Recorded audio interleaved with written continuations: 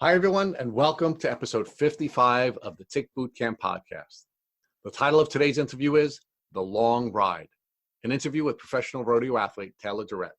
My name is Richard Johannesson. And I'm Matt Sabatello. Today's podcast guest is Taylor deRegt. Taylor deRegt is a 28-year-old woman from Carmel Valley, California. She was bitten by a tick and contracted Lyme disease not once, but twice. The first incident occurred when she was just 11 years old. At that time, she developed severe migraines, flu symptoms, and heart issues. After receiving treatment, Taylor recovered significantly. She went on to college and then developed an event planning business and competed in professional rodeo events like barrel racing and cutting. Her dual careers came to a crashing halt after Taylor suffered a second tick bite that infected her with Lyme disease and co-infections. This second tick bite infected Taylor with tick diseases that caused her to suffer migraines, nausea, vomiting, and nerve pain. The symptoms developed to the point where Taylor had trouble forming words, participating in conversations, and showering without assistance. Despite the professional and personal losses caused by her tick bite, Taylor believes that some good has resulted from her tick bite experiences. She is comforted daily by her black lab and her therapy pig, Bubbles. Additionally, the rodeo companies and Western brands that had sponsored Taylor's professional rodeo career have stuck with her during her battle with Lyme disease. Tick Bootcamp acknowledges Cow Eat Brand, Rodeo Naked, Coastal Pulse Therapy, Best Ever Pads, and Mantra Band, who continue to be encouraged by Taylor's story and refuse to give up on her. Hello, Taylor, and welcome to the podcast.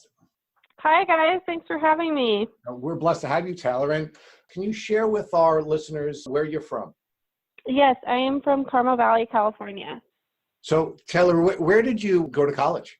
I went to Cal Poly San Luis Obispo here in California. And what did you major in? Parks and Rec, but it was a concentration of event planning.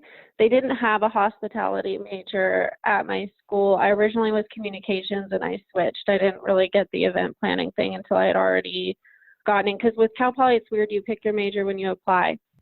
When you graduated from college, what kind of work did you perform? I actually did not graduate. I went for 3 years and then I was offered a full-time position as an event manager at a country club the summer before I was supposed to go back for my 4th year. And, that was kind of the job I had been hoping for. I had worked as an assistant for several years as a summer job.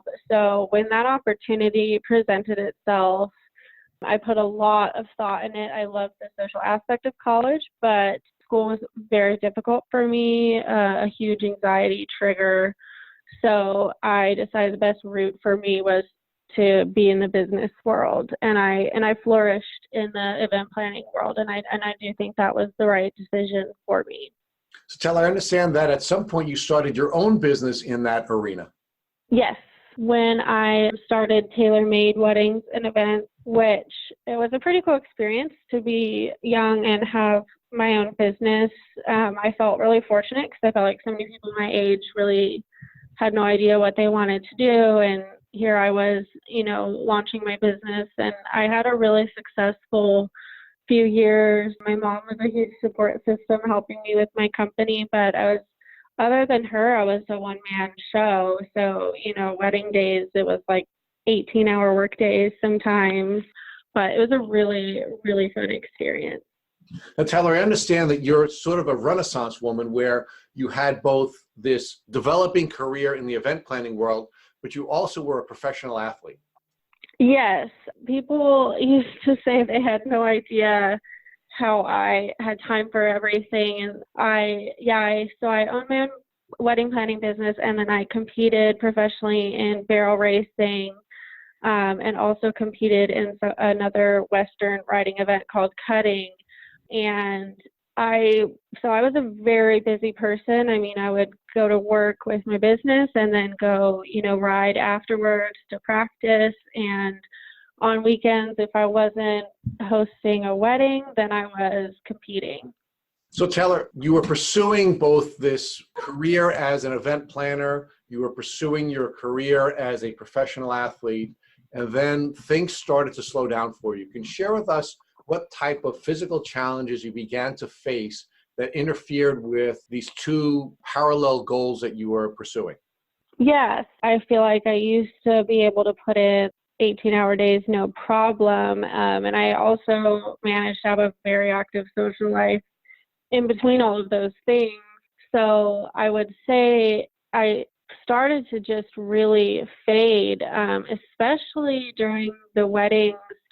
I started to feel like I couldn't stay on my feet, for the full wedding, and my energy would really die down. And, you got to be on when you're a wedding planner. And so I would, I would push myself and stay on in front of people. But when I had a moment to myself, I was crashing. I would sink down, and it started to be that on my days off of work, I started to be unable to get out of bed, because I was so giving everything I had to the job that I couldn't get out of bed. And then, then the competing started being less and less because I was struggling so hard just to get through work.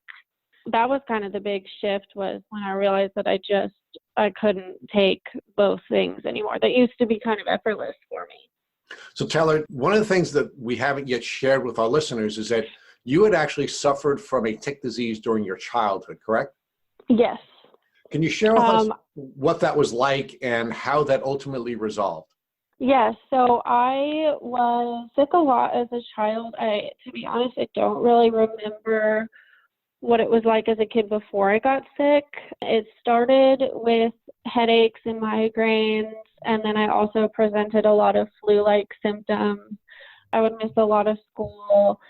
My mom took me to so many different kinds of doctors trying to find out what was wrong, and they couldn't figure it out. I was even having fainting spells at school. I would kind of go from having like a racing heart to where I was shaking. I was so jittery, and then so low to fainting. So we were kind of going all over the place trying to figure out what was going on, but it was a little bit tricky here in California. Doctors didn't think to test me for Lyme because I hadn't been to the East Coast. They didn't realize we had it here. And then finally, this one doctor, Dr. Janine Talty, she had just come from a conference on Lyme disease. And that was the biggest blessing that had happened, because she then, felt like my symptoms definitely could be that. And she ordered the lab kit through IGeneX Lab. And that's when I got diagnosed. And then we really saw a doctor that was more specialized for Lyme disease. She wasn't in my area. In my area, there wasn't even a doctor who would see a kid with Lyme. So I had to travel a few hours to see this doctor. Did the Lyme disease symptoms that you had faced as a child ultimately resolve? They did for like three years. I would say they were pretty much gone for 3 years. And the second time around, it was similar symptoms, but then more symptoms. So Tara, let's talk about your childhood and the symptoms that you had faced during your childhood and some of the challenges that they presented. So you're a young child, you're not feeling well, and you're going to various doctors, and you're not being diagnosed with a disease. How were you treated by your friends? How were you treated by your family? How were you treated by your siblings when you were sick or claiming to be sick, but you were not being diagnosed by a doctor? I'm so blessed and thankful that my parents were so supportive and dedicated to finding out what was wrong with me. They 100% knew that something was very wrong. They spent time researching. They took me to as many doctors as they could think of and find, and were very dedicated to helping me. My friends, I didn't give any of them the opportunity when I was young to be there for me, because I kept it a secret. Because when you're young, I feel like you're so worried about, being judged and being treated differently.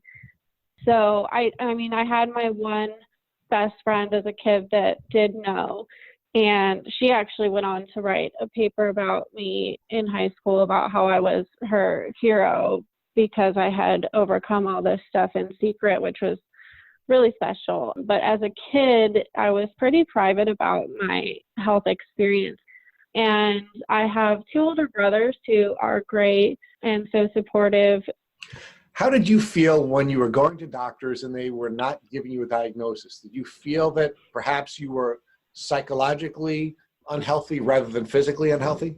I had one doctor, my pediatrician, tell me that my pain was all in my head. And that was incredibly upsetting, even as a child, because I knew something was wrong with me. I knew, I didn't for a second think that it was in my head.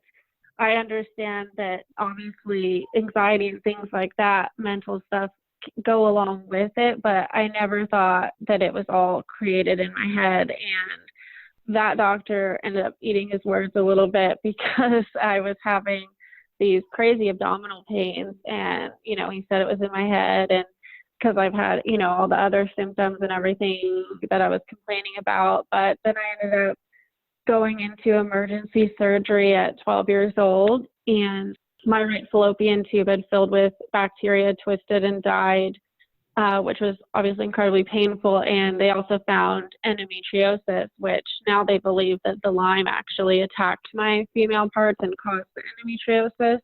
But I feel like it wasn't until that point that my doctor took me seriously. And what impact did that have on your confidence as a young person?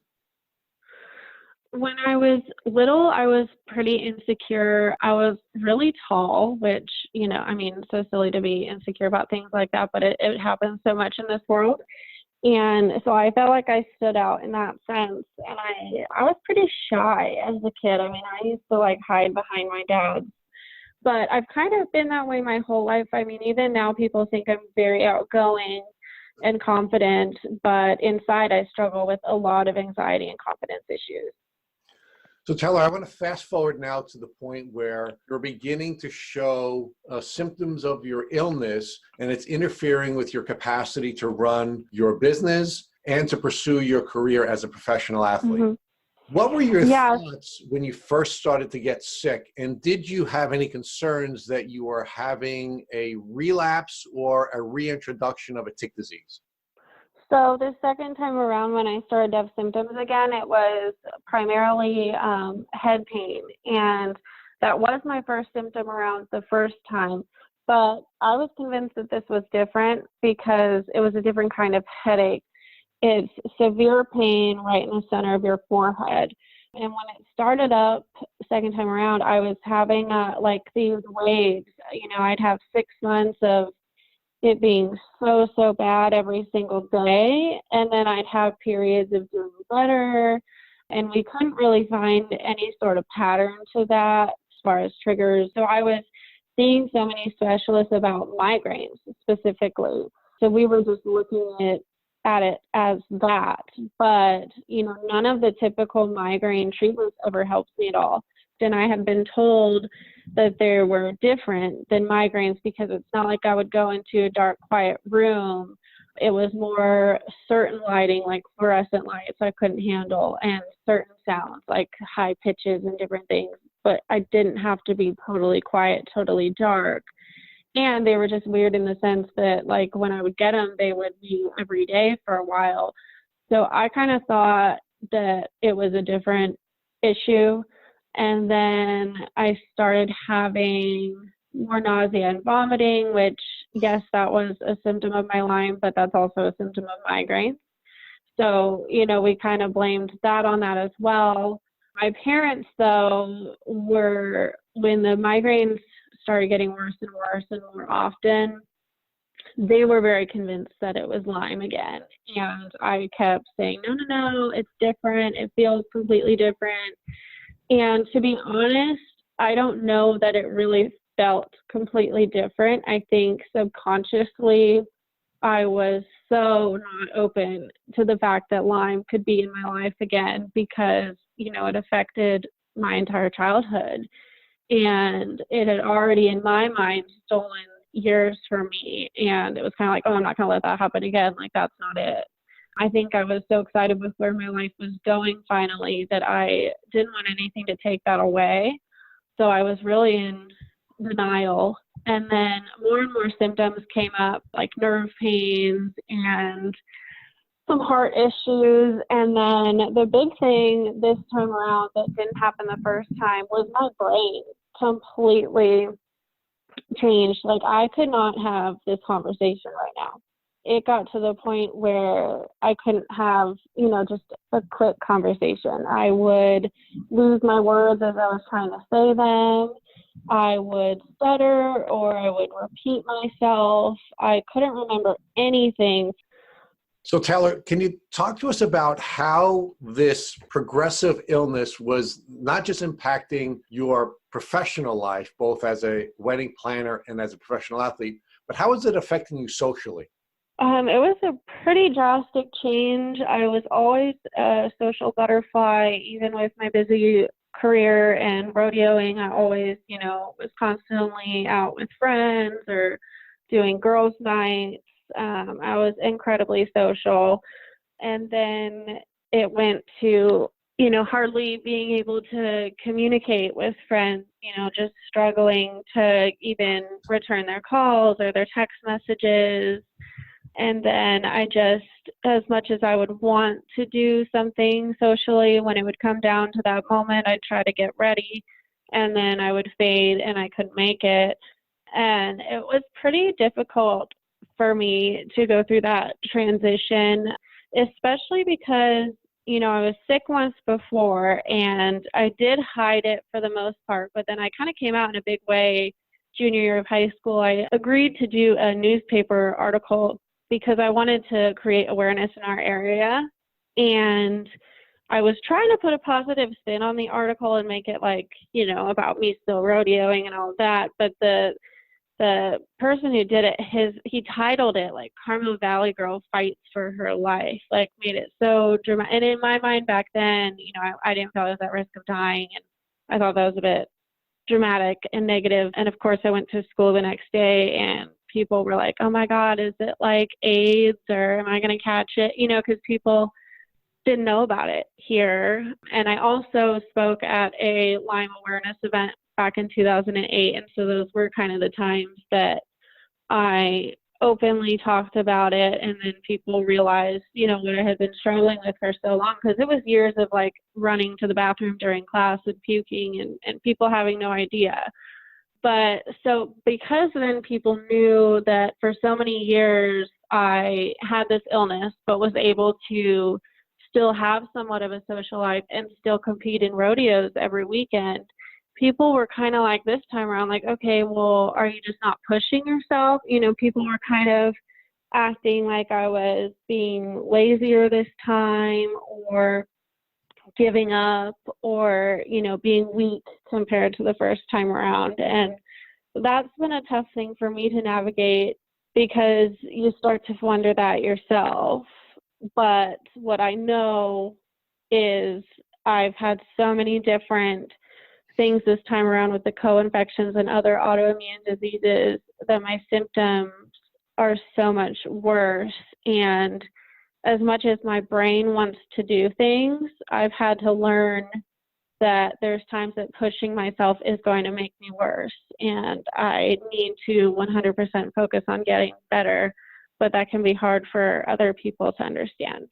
Taylor, what was the gap in time between when you first started showing your symptoms of your second experience with Lyme and when you ultimately got tested? Probably a few years, because there was a chunk of time, like a couple of years, where I was having bad bouts and then decent bouts, so I could still manage a career and competing in social life, but I would have spells of being in the hospital 5 days, trying to get my pain down. But then when it got, I would say a couple of years ago, I went completely downhill, so debilitated to where I had to give up my business and stopped competing. It was hard for me to even ride at all, and definitely a non-existent social life. It's been a very different experience for me than the first time around, not being able to push forward through everything like I thought. But it definitely went from being somewhat interruptive of my life to completely debilitating over like a couple of years span. Now, Taylor, you were Lyme aware, but you waited for a long period of time before you would get tested. Why did you wait to get tested? wish I had not because, it's like what I know from the first time around. Obviously, earlier diagnosis makes it so much easier. But I really think for me it was on a subconscious level. It was like I mentioned earlier, just when you overcome something like that after so many years and then you finally like have this success of, owning my own business at a young age and competing, and I kind of felt like I had everything going for me, and then it was like all of a sudden I started to decline, and then it was like my friends were starting to have careers and get married and have children, and I didn't want to lose what I had going for me. And I think in my mind, like bringing Lyme back into the picture, I really felt like it would be taking what I had built. And so I think I just didn't want that to be the case. So subconsciously, I made myself believe it was something different. Taylor, do you believe that you were going to be able to fight through this challenge if you just didn't test for it?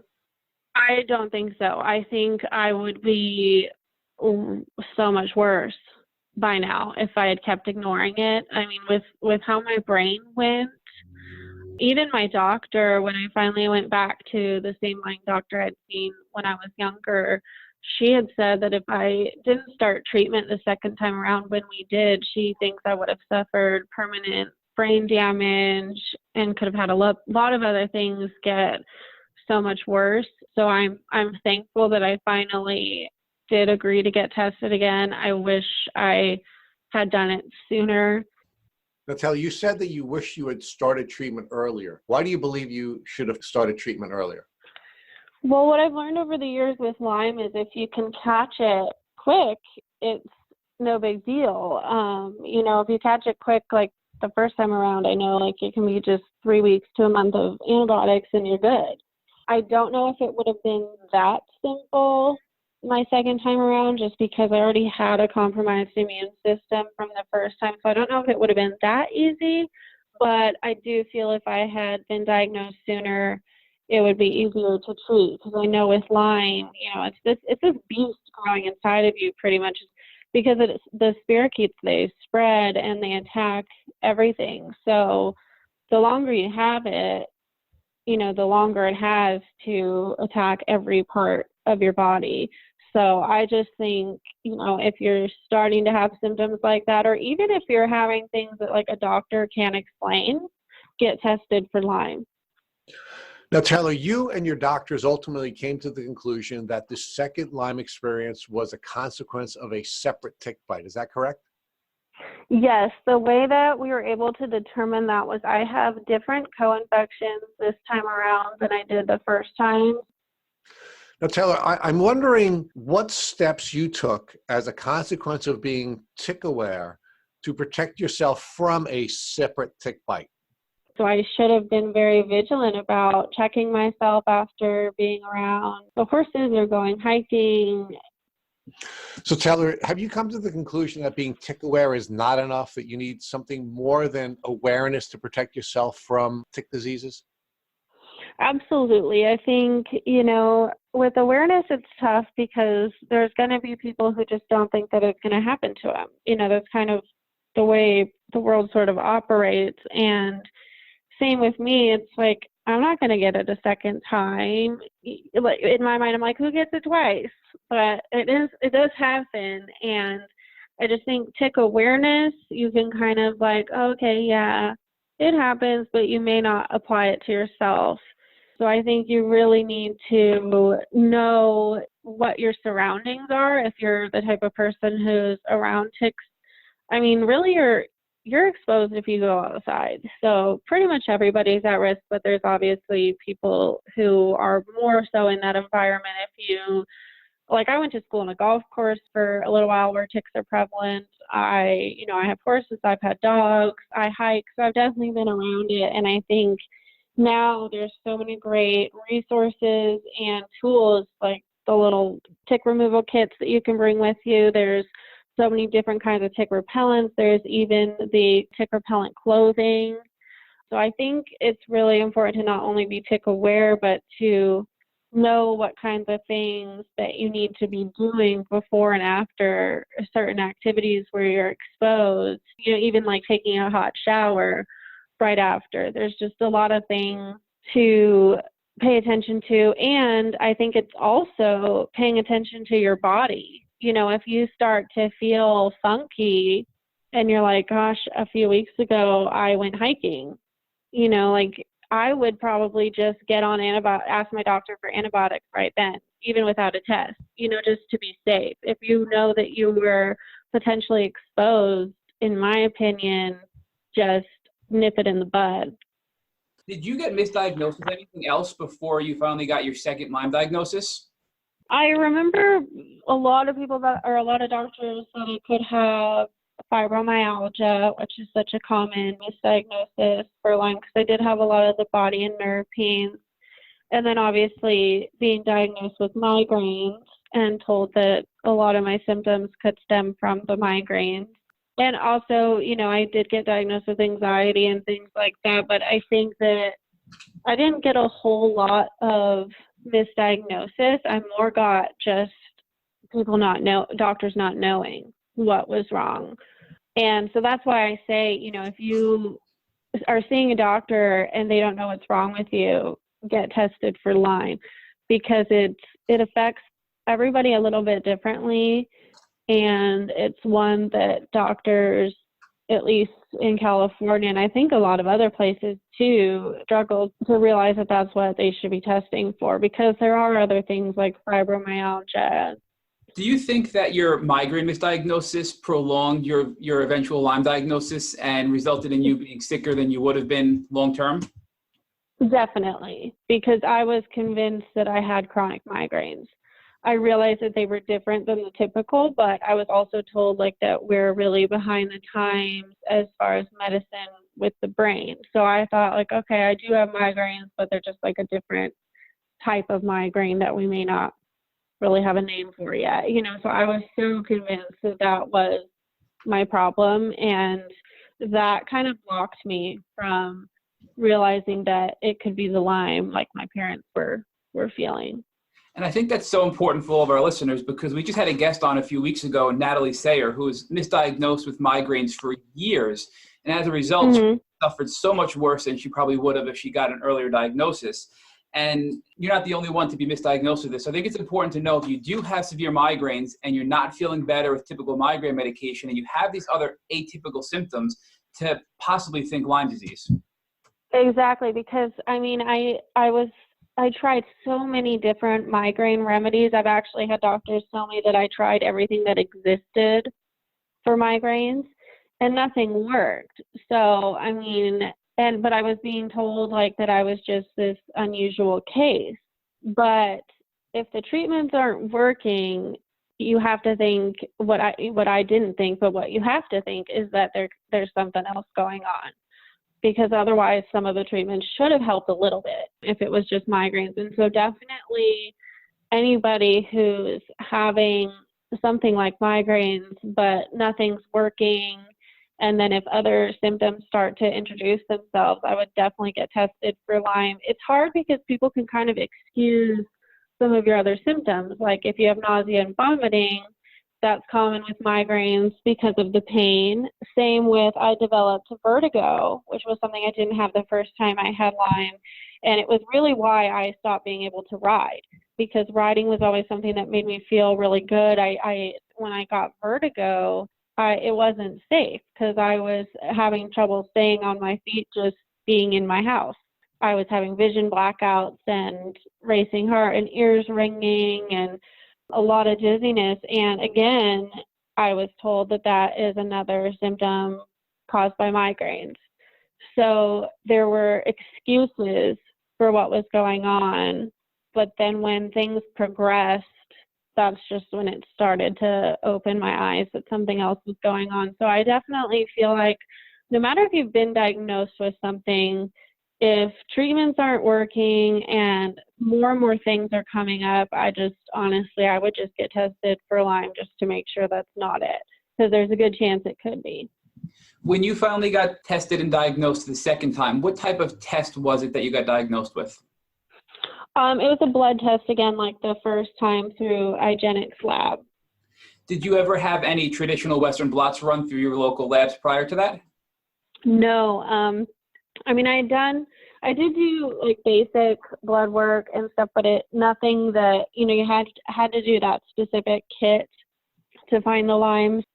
And once you had that positive test for Lyme disease from IGeneX, what was your treatment protocol and how was it different than your first time of Lyme disease treatment? So the first time I really just stuck to oral antibiotics. My doctor did want me to do IV antibiotics, but at the time my doctor was not local. And I think because I was a kid, there were doctors here that weren't comfortable. So like I said, I went to the doctor that was a few hours away, and she had talked about doing a PICC line to be able to do the IV treatment since I couldn't, get to her office every day for those since I didn't live in the area. But I was told at the time that if I got the PICC line, I couldn't ride competitively. And this is something where it's a bit controversial with my parents. I was adamant that I would not get the PICC line because I needed to ride. My parents, of course, wanted me to do it because they wanted me to get the best treatment and get better faster. But in my mind, I felt like riding was the only thing that made me have some normalcy in my life as a kid, and a kid with chronic illness. So I felt like I needed it and I couldn't have that taken away. I chose to stick with oral antibiotics, which it was just explained to me that would be a longer treatment process than doing the IV. I did eventually, summer before junior year in high school, I did go to San Diego, California, and did, I think it was 90 days of hyperbaric chamber every day to add something different into the mix. And that did help for a few months. So that was kind of all I did the first time around. The second time around, I've done a lot of different things. I did try getting a PICC line and doing intensive IV therapy.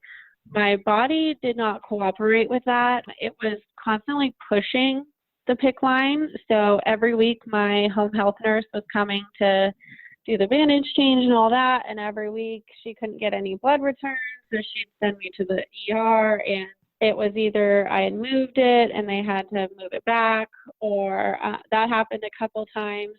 And then I ended up getting a blood clot, so they had to take it out and put it in the other arm.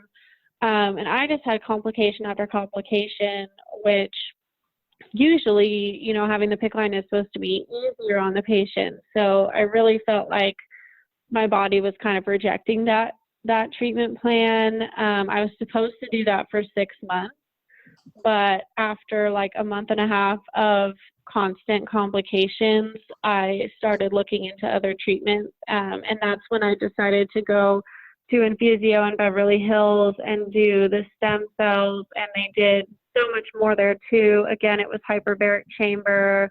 It was lymphatic drainage. It was red light therapy. It was IV therapies like the glutathione and Myers. So they did a lot of different things there over a 2-week course. I had decided to go there over trying hyperthermia in Germany. I had also looked into going to a place in Mexico for treatment, but Infusio was kind of where I felt like I needed to be. This time around, I would say I started researching more on my own. When I was a kid, I definitely let my mom do all of the research and kind of followed her lead. And now she researches for hours and hours still to this day. She's an amazing woman. But I also am putting in time myself and talking to people so that I can pick the treatment that I feel like is best for me. So Taylor, I want to stop there and really focus on this treatment you got the second time around after your diagnosis. So to give our listeners an idea of how you were feeling when you got diagnosed prior to all of this treatment you got, were you homebound at that point when you got diagnosed? Yes. Once you got the diagnosis, did you jump right into this Infusio clinic for these treatments?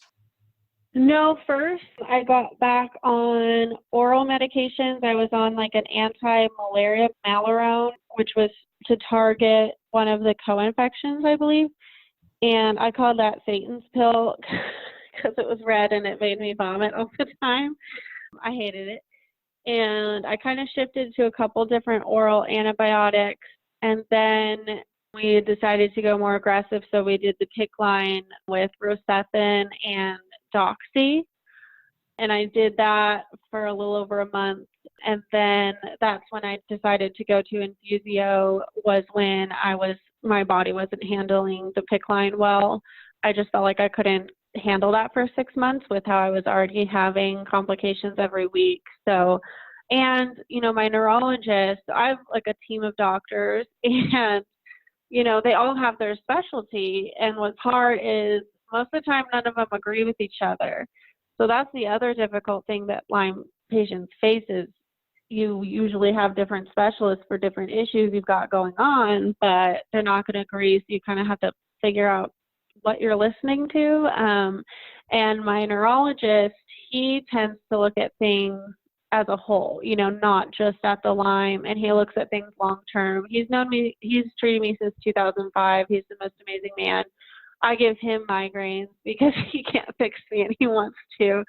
He's just an amazing guy. He was concerned doing long-term IV antibiotics for 6 months, with Doxy and Rocephin is pretty hardcore. And he was worried about long-term effects of antibiotics. It can, affect your liver, your kidneys. So he was kind of like, you could be fixing the Lyme, but are you going to cause other problems for you in the long run? Which I think is important to look at when you're young, because you have all these years that you want to live when you get healthy. So you need to keep that in mind with your treatments a little bit. Like, yes, you do want to treat the Lyme, but you also want to have a long life. So that was kind of what made me start to explore other options. My parents were super into the Germany idea with the hyperthermia. That scared me a bit. So I really researched and I stumbled across Infusio Beverly Hills. And like with everything, I heard a lot of negative things about it as well as positive things.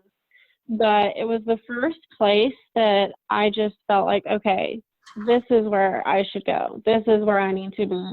And I just felt that so powerfully that even when people, because I'm a part of a group on social media for Lymies, and people often post about treatments they've done. And so I had posted about it, and I had some people reach out to me directly with some pretty negative comments, but I had already decided that that was what was right for me. And I think with everything with Lyme, there's negatives and positives, because there's not one set thing that works for everyone. You have to find your cocktail, is what I like to call it. Taylor, I'd really like to go through some of the therapies you got at Infusio, because a lot of our listeners are considering these types of therapies and would be interested in hearing how they worked for you. So you mentioned Yes. The first things you tried was the hyperbaric oxygen therapy. Was that more of a symptom relief and a detox method, or was that something that you think was used to actually kill off the bacteria as well?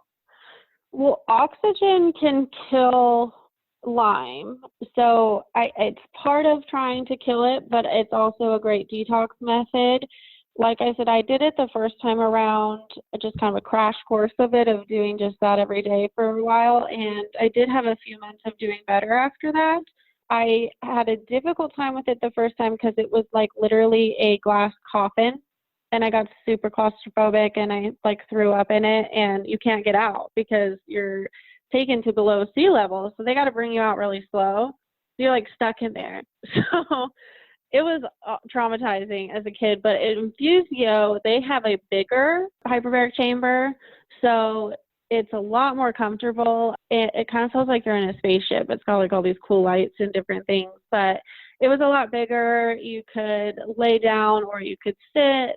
You could bring in music with you. You could bring a book in. It was a lot better as far as for somebody who's claustrophobic. And they also, the other oxygen therapy that they did at Infusio is ozone, which I had tried that at home with a local doctor and had a really horrifying experience.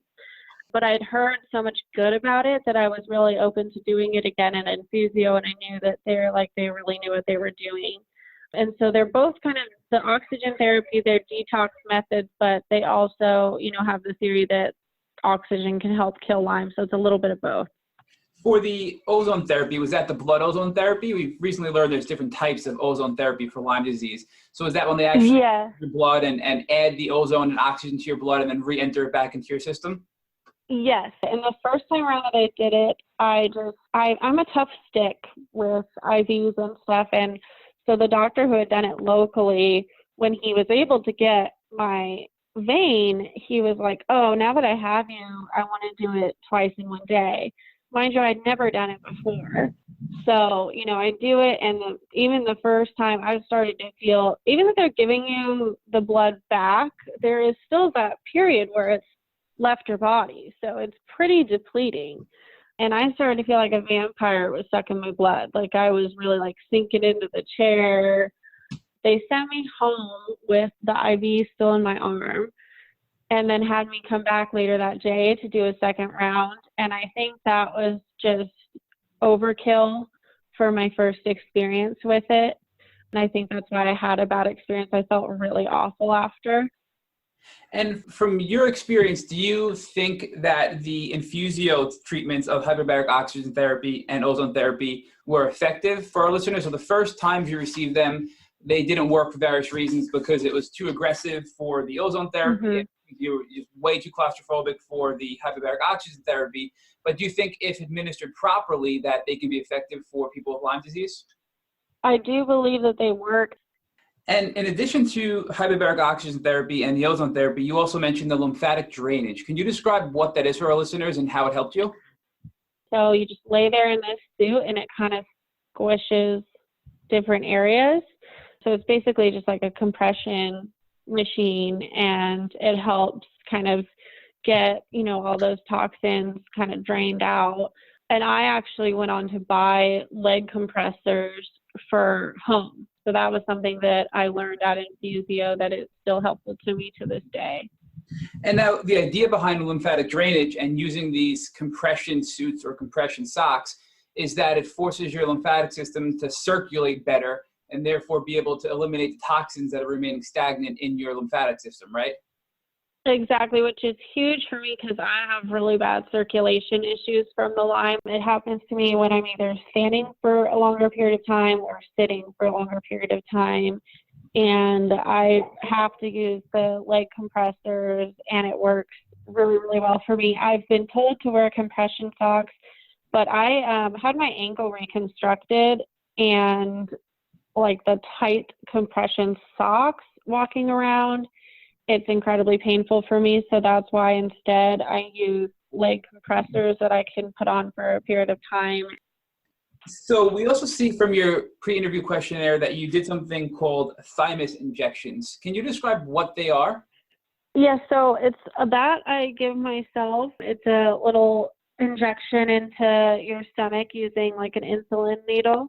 And what was interesting was originally the Infusio doctor had recommended it for me because I had hair loss and really thin hair, and she had said that it would help with that. But then I come to find there's a lot of different benefits for it as far as helping boost your immune system and a few other benefits. I combined it with doing a B12 shot as well, which was to help my immune system because I used to get sick all the time, like colds and flus. I mean, I swear I could not leave my house and I would still catch something that was going around just because my immune system was so compromised. And since doing the thymus and the B12 injections, I have gotten regular sicknesses a lot less often.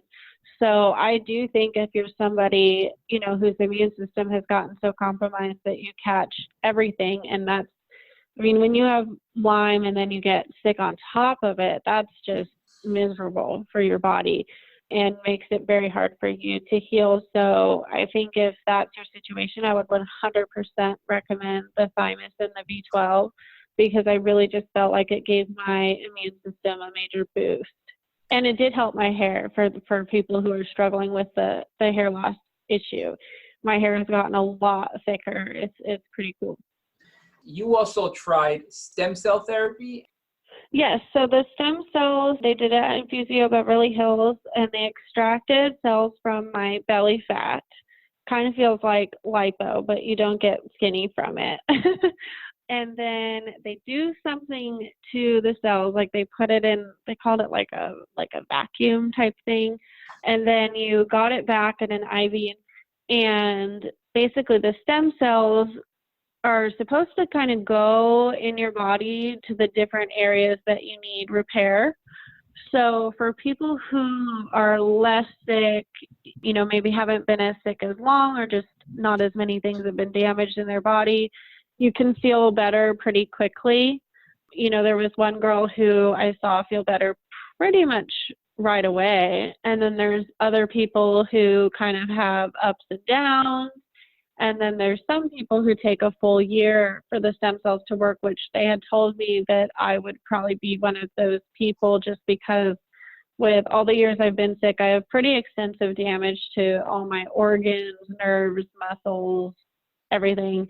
So the stem cells have to go to all those different areas in your body and repair them. And so that can be a long process, and you will have some flare-ups during that process. But I have noticed that throughout there would be periods where I would notice neck pain more, or periods where I would notice certain other things more, and things would shift. And I do think it was those cells targeting different parts of my body. I was told by Infusio that my migraine issue is nerve damage in the brain from the Lyme.